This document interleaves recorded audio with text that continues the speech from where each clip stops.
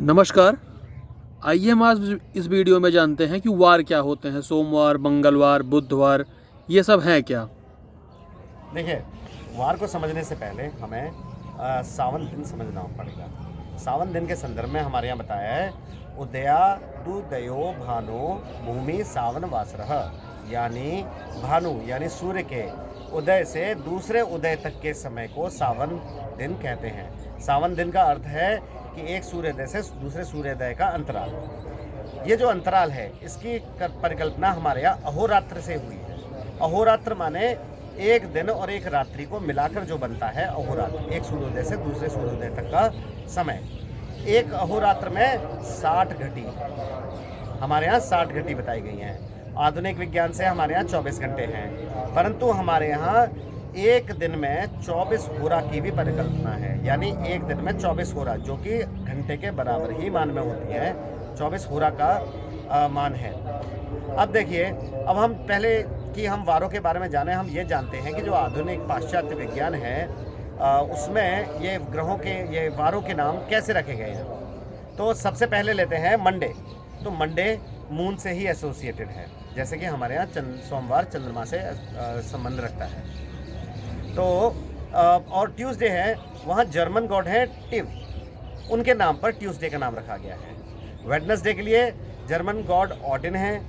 Thursday के लिए thunder Thor God हैं। फ्राइडे के लिए फ्रीगा वीनस से एसोसिएटेड एक गॉडेस हैं, उनके नाम पर फ्राइडे है। सैटरडे अगेंस्ट शनिवार से संबंधित है, और संडे सन से संबंधित है। तो ये ग्रहों के जो नाम हैं वो वेस्टर्न साइंस में ऐसे हैं। अब हमारे यहाँ इसका आधार क्या है।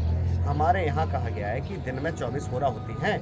प्रति होरा का स्वामी एक ग्रह होता है, परंतु कौन सा ग्रह होता है इसको जानने के लिए हम पृथ्वी से दूरी के आधार पर ग्रहों को रखेंगे। सो पृथ्वी के सबसे समीप जो ग्रह है वह है चंद्रमा।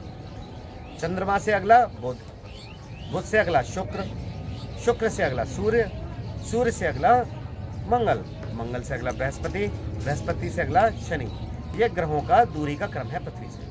तो इसका वारों का वो जब हमारे यहाँ गणना करते हैं, तो वारों की गणना करने के लिए सबसे पहले हम क्या करेंगे, जैसे आज रविवार है तो पहली होरा का स्वामी रवि होगा।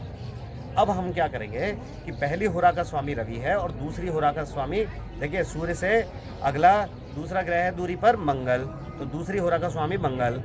तीसरी होरा का स्वामी बृहस्पति। चौथी होरा का स्वामी शनि।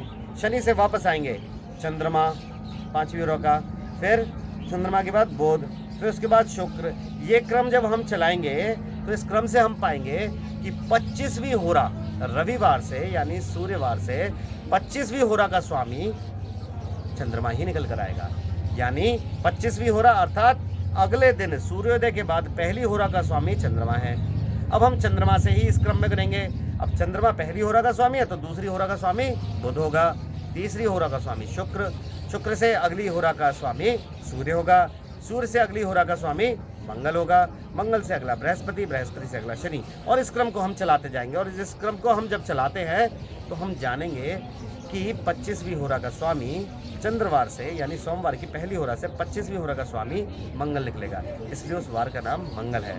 तो हमारे यहाँ इस प्रकार से वारों के क्रम रखे जाते हैं। मैं इसको दोबारा एक और उदाहरण से बताऊंगा कि मंगलवार है जैसे, अब हमारे मंगलवार की पहली होरा का स्वामी मंगल है, तो दूसरी होरा का स्वामी कौन सा ग्रह होगा, मंगल से अगला बृहस्पति, बृहस्पति से अगला शनि, शनि से अगला फिर से चंद्रमा, चंद्रमा से अगला बुध, बुध से अगला शुक्र, शुक्र से अगला सूर्य। इस क्रम को जब हम 25 बार दोहराएंगे तो हम पाएंगे कि मंगलवार से भी अगली होरा का स्वामी बुध है, और इसी आधार पर हमारे यहाँ वारों के नाम निर्धारित किए गए हैं।